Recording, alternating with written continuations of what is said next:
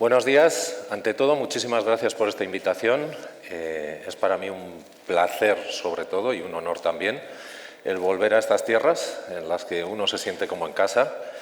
Decía Machado que Castilla es ancha y plana como el pecho de un varón, y es verdad que cuando te vas acercando al Cerrato vas pensando en eso hasta que asciendes por esas pequeñas lomas y empieza a cambiar un poco la perspectiva.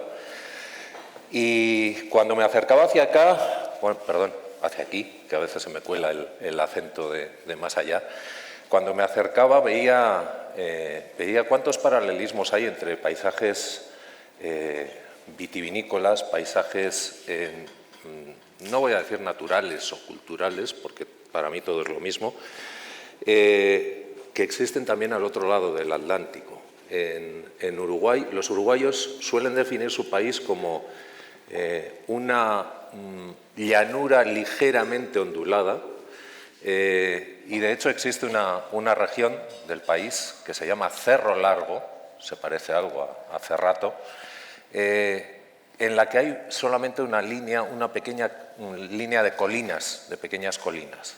Pero es un paisaje amable como este, es un paisaje acogedor y en el que el vino encontró su lugar.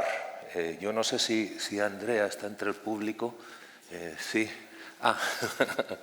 Andrea, caro amico, io non so se il mio paesaggio è possibile parlare del mio paesaggio come paesaggio culturale, perché è un paesaggio americano. Ma no, es una pequeña broma. Entiendo perfectamente lo que ha dicho Andrea antes, estoy de acuerdo con él, a pesar de la entrada, digamos, un poco polémica, porque sí que es verdad que el paisaje del que les voy a hablar hoy está inspirado y fomentado por paisajes europeos, sobre todo de migración por la filoxera. Pero no estoy de acuerdo en el sentido de que trasladar un paisaje o una forma de hacer a otro lugar implica hacer otra cosa distinta. Entonces es un paisaje que merecería ser protegido. De hecho, bueno, no es mala idea que el Cerrato y el paisaje de Salto en Uruguay fueran protegidos como paisajes de la FAO. Bien, no tenemos mucho tiempo, con lo cual vamos a empezar un poco rápido. Bien. El paisaje del que les voy a hablar es el paisaje del Tanat, actualmente el vino nacional de Uruguay. Tiene distintos lugares de introducción, pero sobre todo la entrada del Tanat se hizo por Salto. Este es el río Uruguay, acaba obviamente en Montevideo, Buenos Aires, y Salto recibe ese nombre porque es el último lugar navegable, en su día lo fue al menos, el último lugar navegable del río Uruguay, que es una arteria, o lo era en su día antes de la aparición del tren, de comunicación y comercio en todo Uruguay y con Europa, con una relación muy directa con Europa. Bien, en estos paisajes de importación, digamos, o que vienen de Europa para ser adaptados en otros lugares, la idea de los pioneros, supongo que aquí hay mucho bodeguero, les caracteriza normalmente esa idea de ser pioneros, emprendedores e innovadores. Bien, pues la idea de los pioneros es importante porque la introducción de esta cepa, que en Europa, como conocerán, no es especialmente atractiva, no es especialmente rica, pero un poco contestando a Andrea, cuando se llevó a Argentina y luego a Uruguay, adquirió unos matices que la hacen totalmente diferente al Tanat europeo.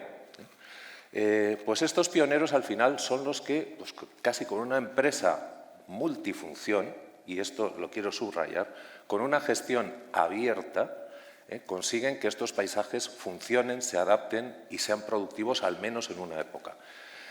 Es importante lo de la diversificación de estos paisajes porque Arriague era curtidor, no era bodeguero, pero se convirtió en el bodeguero nacional de Uruguay, por lo menos de la parte del Tanat, porque también hubo una parte de emprendedores que entraron con otro tipo de variedades de uva que después han tenido también su difusión.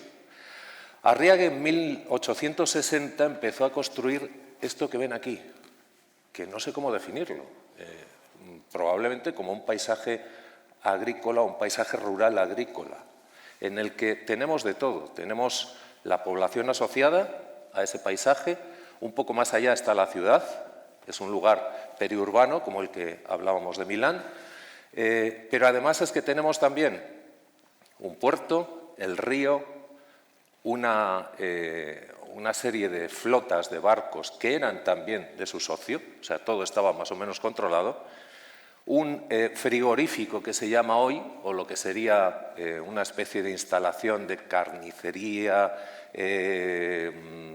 producción de cuero, etcétera, etcétera, y todo lo que ven en oscuro son vides y arriba del todo los pabellones para la producción del vino Tanat, en este caso. Importante en este sistema, que efectivamente esa palabra es clave, como decía Andrea, ¿no? La producción es circular, es total, o sea, empieza desde el cultivo de la vid hasta la comercialización, pasando por la introducción de otro tipo de explotaciones, en este caso el cuero, la carne, la agricultura más tradicional y demás, y además llegando a generar una pequeña microsociedad en la que incluso había su pequeña escuela, sus centros sociales y sus barrios residenciales para los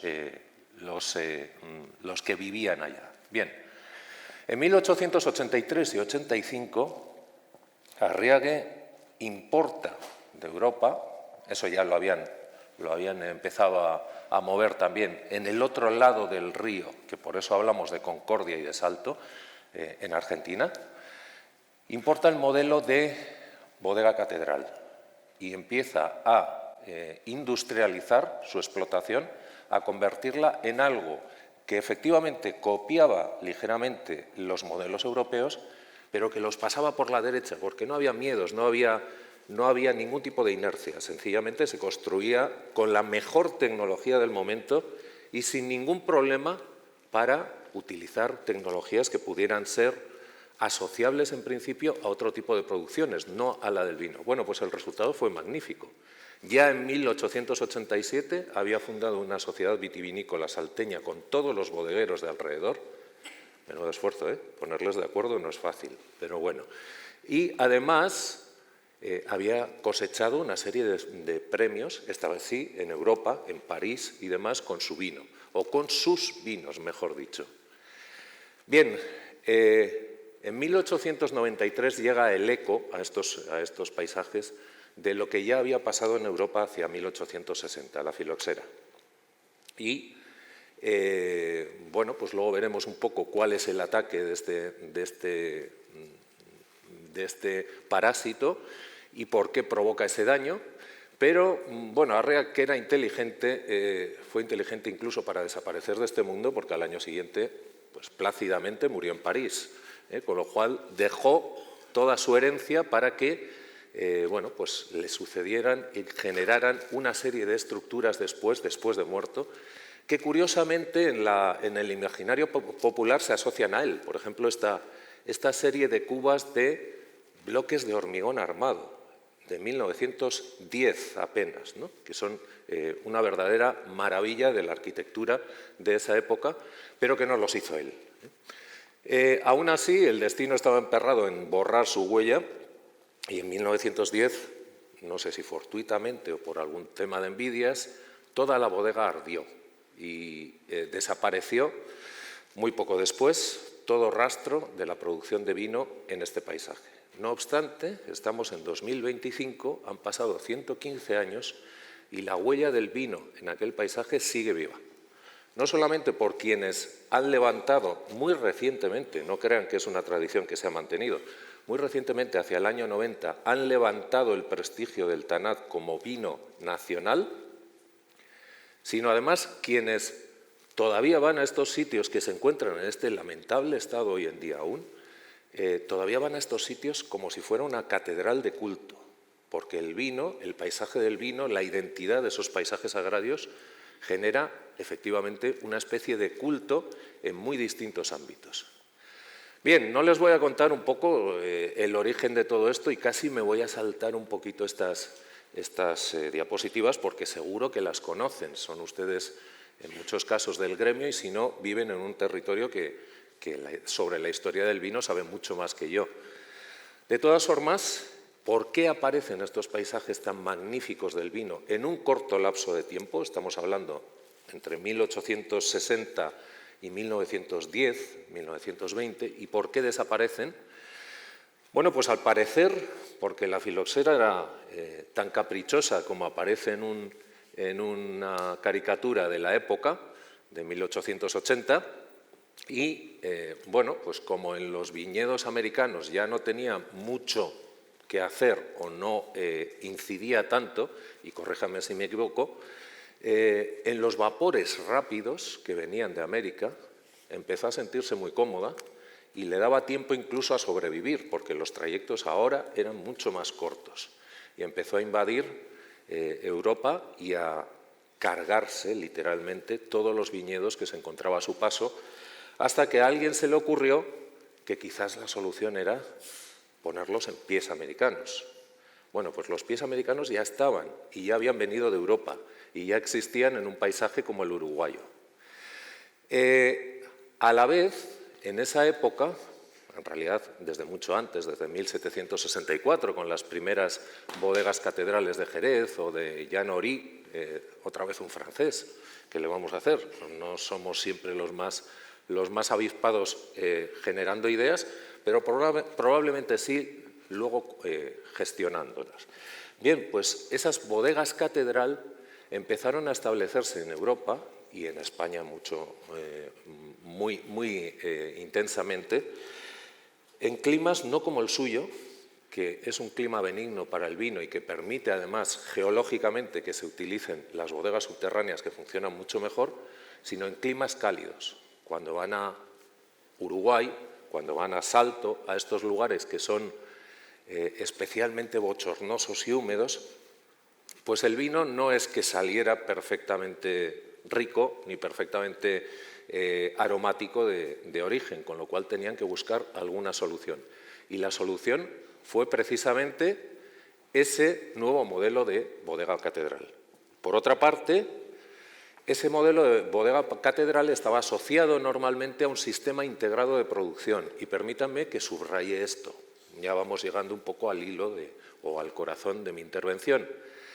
Es un sistema integrado en el que esa catedral de la que hablamos es en realidad una enorme factoría modernizada en la que, bien, se produce vino, pero a que quienes aquí tienen alguna bodega no tienen solamente la bodega en sí.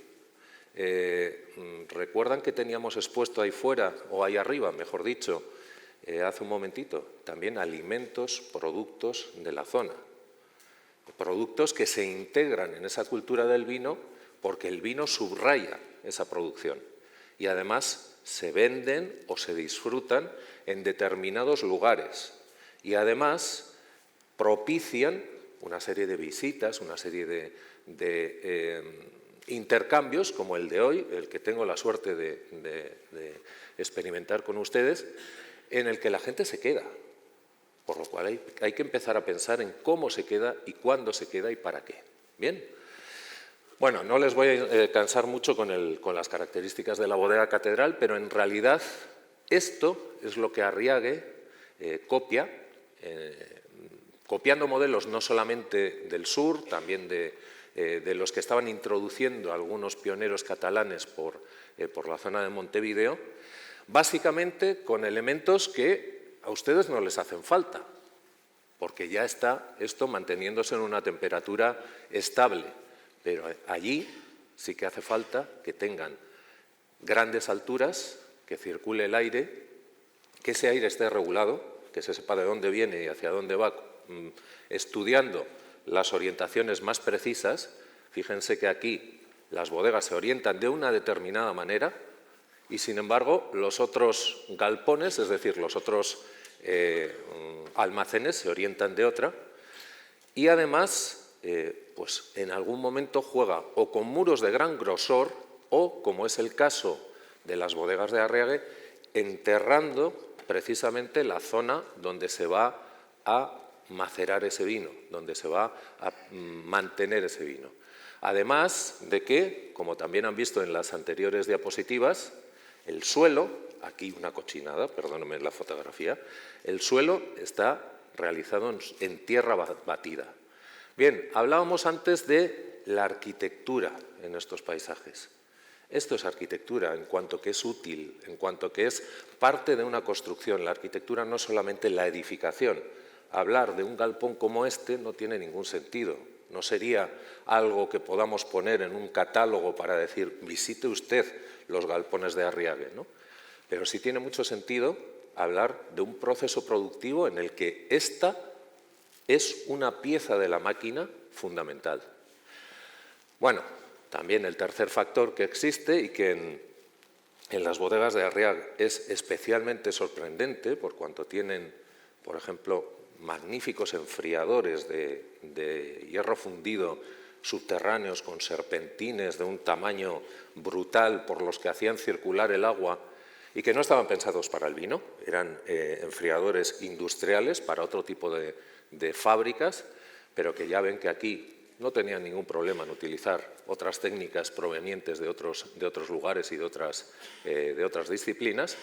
Bien, pues aquí tenemos también toda la tecnificación de la prensa hidráulica, la despalilladora y, bueno, también un cambio climático en Europa, ligero, pero un cambio al fin y al cabo, que hacía que los problemas de los europeos al producir vino fueran también los problemas de los salteños, de los concordianos, o sea, de los que estaban poniendo las nuevas bodegas. Todo esto, toda esta tecnificación, bueno, pues la compraron a cuarto y mitad de tecnología. Dijeron, venga, vamos a llenar todo esto, todo el piso superior de nuestra bodega, de la tecnología más moderna. Y vamos a producir después el vino con la mayor productividad y la mayor difusión posible. Todo esto había sido posible porque, otra vez un francés, en este caso Olivier de Saint-Foy, había ido investigando otros contextos de la vitivinicultura. Y esos contextos podían ser tan lejanos como Argelia, entonces parte de Francia, y que producía estas fotografías. Cuando las veo no sé muy bien si son bodegas argelinas, que lo son, o son fotografías de Salto en Uruguay o de Concordia en Argentina, ¿no? Producían vino con una serie de problemas por el calor, que es obviamente la fermentación demasiado rápida, eso produce acidez, la falta de tanino y la madurez excesiva de la uva. De hecho, uno de los vinos más exquisitos y más característicos de Uruguay es un Botrytis, o sea, un vino de uva podrida, digamos. Bien, al analizar un paisaje como este, ¿con qué nos quedamos? Con esa arquitectura que decíamos en el sentido más estricto, porque estos paisajes no son ni naturales ni, bueno, culturales sí, cultura es todo, pero no son naturales por cuanto están construidos. En todo lo que veían en ese grabado hay muy poco que sea preexistente.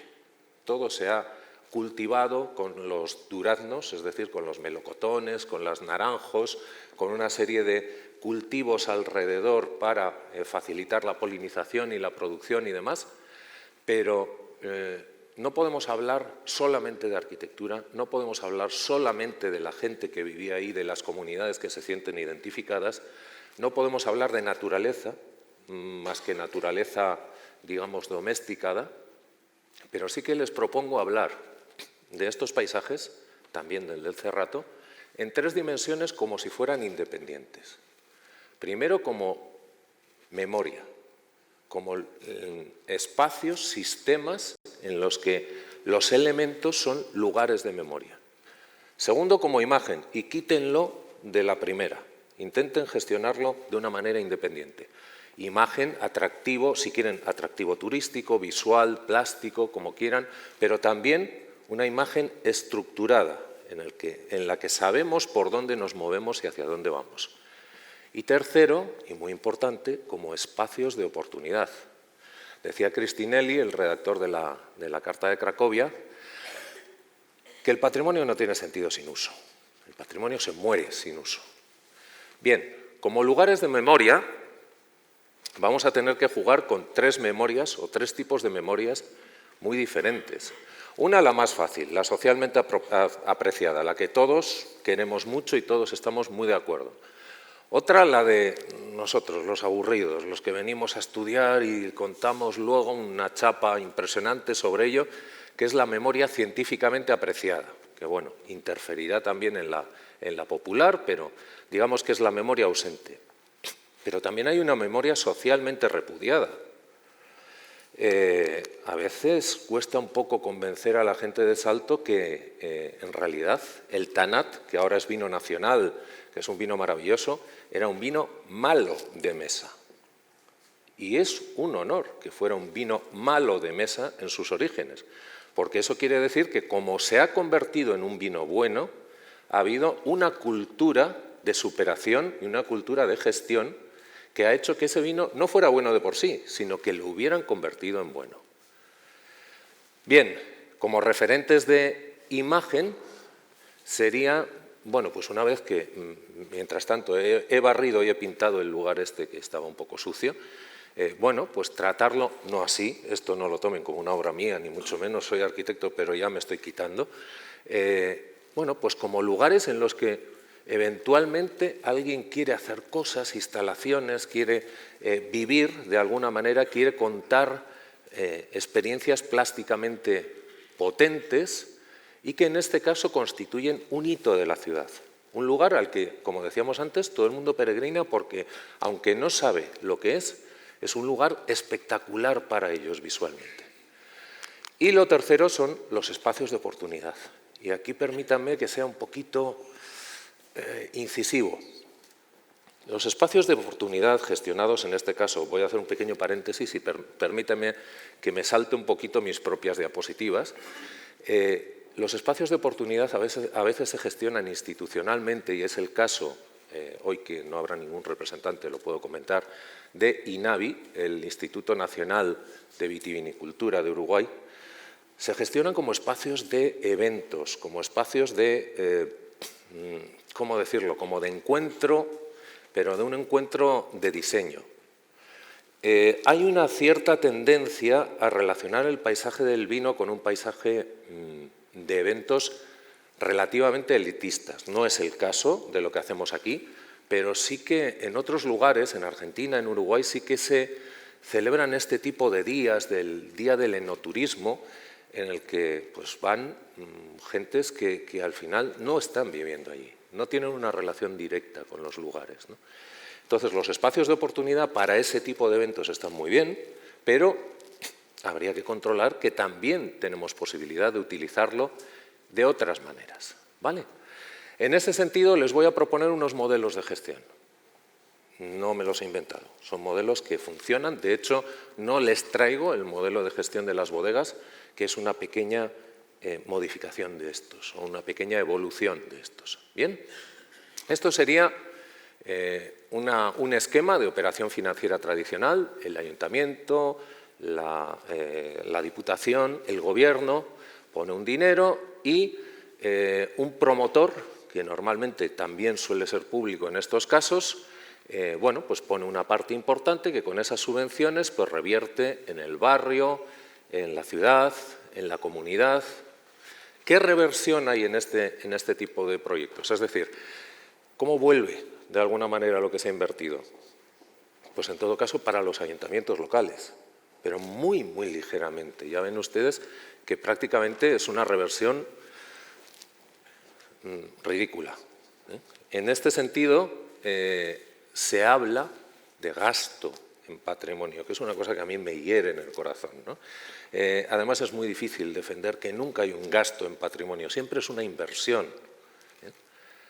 Hay una serie de ventajas en este modelo, que es que, bueno, pues que al final las instituciones, por suerte o por desgracia, son quienes cargan con el peso en este tipo de modelo de recuperar una serie de referentes y tratar de ponerlos en marcha, tratar de que se reactiven, pero generan de alguna manera un seguidismo, una especie de acomodamiento, de decir, bueno, he conseguido la subvención para este año, a ver el año que viene, ¿no? Entonces, bueno, pues hay un inconveniente que es que el dinero público se invierte sobre todo en plusvalías particulares, en beneficios de gente que puede vivir de eso. En este país, desgraciadamente, tenemos además muy malos ejemplos. Hay otra opción, que es la que aprendimos en los años 60 con los paradores. Es cuando hablamos de turismo. Un turismo en el que, bueno, que sí, que sigue el modelo tradicional de sus digamos, inversiones de gasto en patrimonio, pero que por otra parte dice, y si me cedes algún espacio, yo lo convierto en un espacio en el que puedo trabajar con hostelería. Y de cada 100 euros que meta voy a sacar unos 20, 22 o algo así. Un 23%, digamos. No son cifras que me invento, sino que son cifras más o menos contrastadas en distintos proyectos en los que hemos investigado o en los que hemos tomado parte. Bien, pues esto es una opción. ¿Qué pasa con esta opción? Pues que a veces sucede esto, que tenemos que hacer una especie de, ¿cómo decirlo?, escenografía que no es exactamente la que corresponde al lugar, porque estamos vendiendo un producto turístico y un producto turístico tiene muchísimas cosas buenas, pero también otras malas, porque estamos esperando hacer gracia. Es como quien escribe un libro o quien hace un monólogo, tiene que estar pensando en que los demás le rían la gracia, ¿no? Y es un poco complicado para tener una cierta flexibilidad en este tipo de proyectos.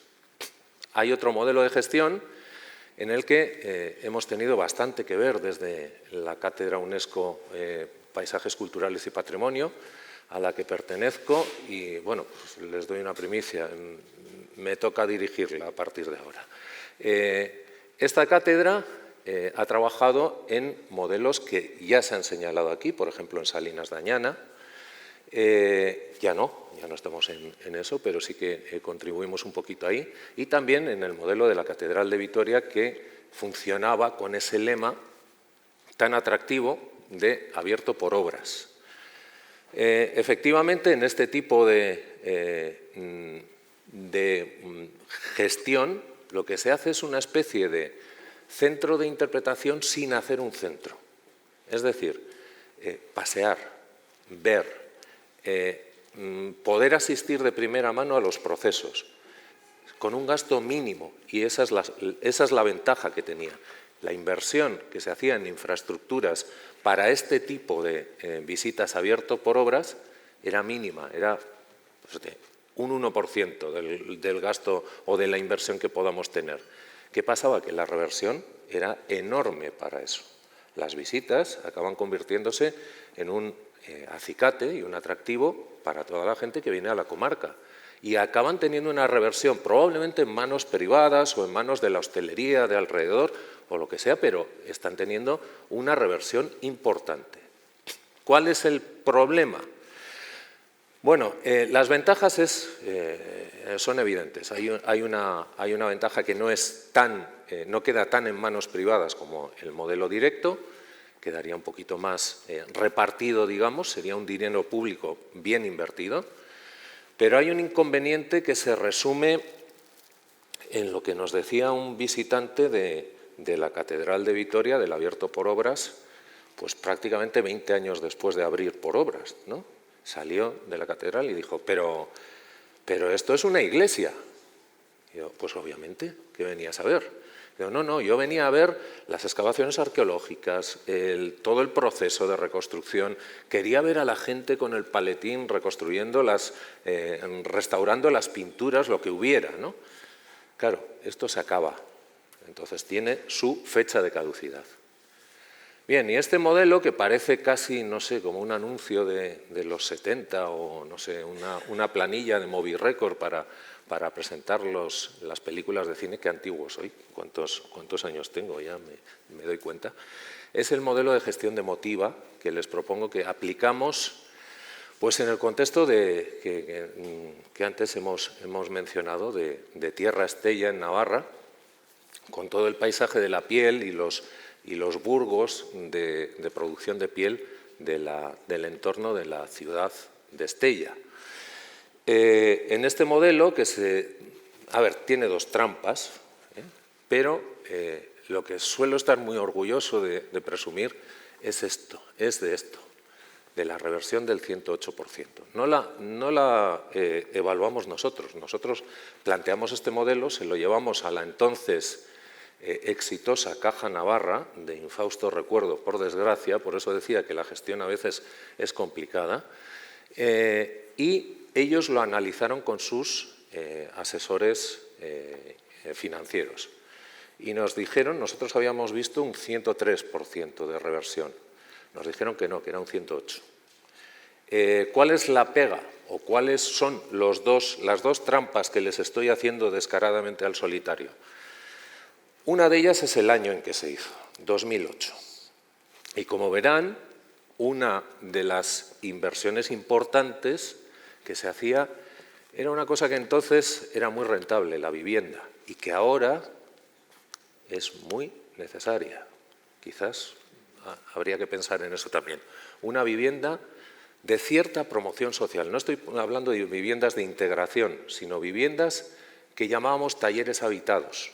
Es decir, viviendas para gente joven ligada a esos procesos productivos, no necesariamente tendría que ser en esta zona al vino, sino a tradiciones artesanas, agrícolas, ganaderas, que también han convivido con ese vino, y es evidente por lo que hemos visto expuesto arriba,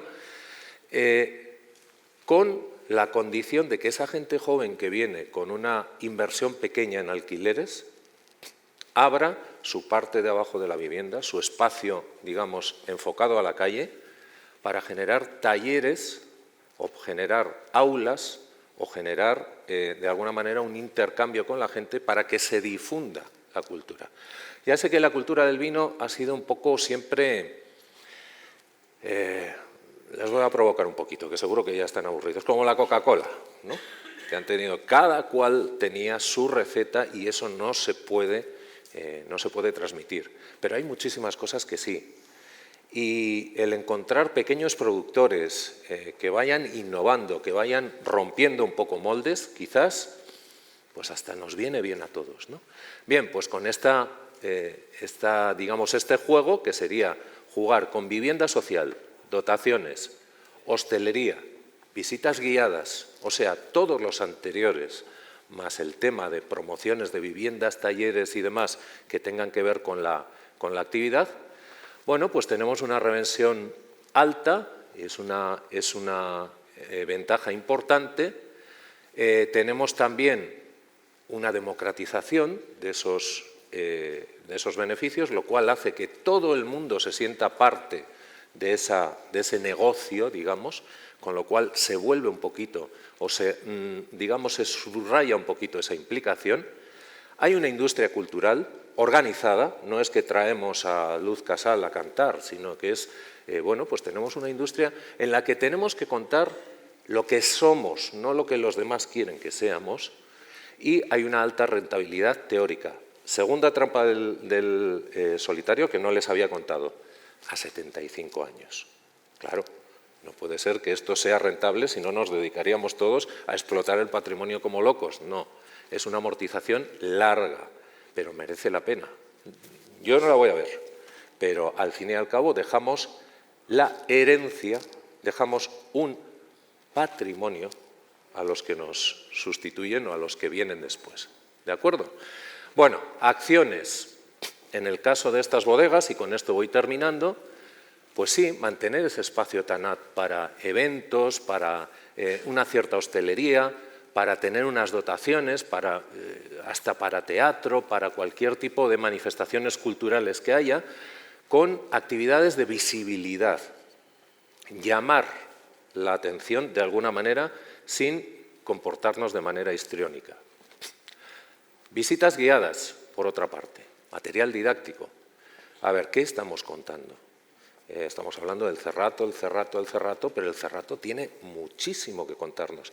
Y no solo una historia con mayúscula, que suele ser relativamente aburrida. Aquí estuvo Carlos III. Bueno, no le importa mucho a la gente, sino pequeñas historias. Aquí la gente vivía así, hacía esto y contaba estas historias. alrededor de las cuales se pueden desarrollar trabajos, claro, yo vengo de la academia, al fin y al cabo barro para casa, trabajos académicos que profundicen en todo esto. Y, por otra parte, muy importante, en el caso de las bodegas de Salto o de Concordia, escuelas de capacitación. Enseñar. Si sabemos tanto, que lo sabemos, si tenemos esa cultura tan grande, ¿por qué la estamos dejando perder? No la estamos dejando perder, pero está en manos de cierta gente que la está llevando muy bien y que tiene mucho que contarnos, que podemos aprender mucho de ellos, ¿no? Esto es un desideratum, no me engaño. El realizar una bodega cooperativa, por ejemplo, en Salto, tiene los mismos problemas que tendría seguramente realizar una bodega cooperativa en el Cerrato. Ponernos todos de acuerdo es un poco complicado y además cada uno tiene su forma de hacer. Pero, ¿y un escaparate, un showroom? Un lugar en el que contar qué tipo de vinos hacemos, cómo los hacemos, incluso macerar con técnicas diferentes. En Salto, por ejemplo, se propone que esas cubas que les contaba antes de bloques de hormigón armado se llenen de agua y se metan los tanques donde va a macerarse el vino. ¿Por qué no? Es una forma de quitar, de atemperar esa temperatura alta. Bueno, no os he seguido un poco deprisa, pero espero haber cumplido por lo menos con el horario. Y bueno, pues mi misión era solo provocar un poquito y lanzar ideas, con lo cual espero que haya sido cumplida.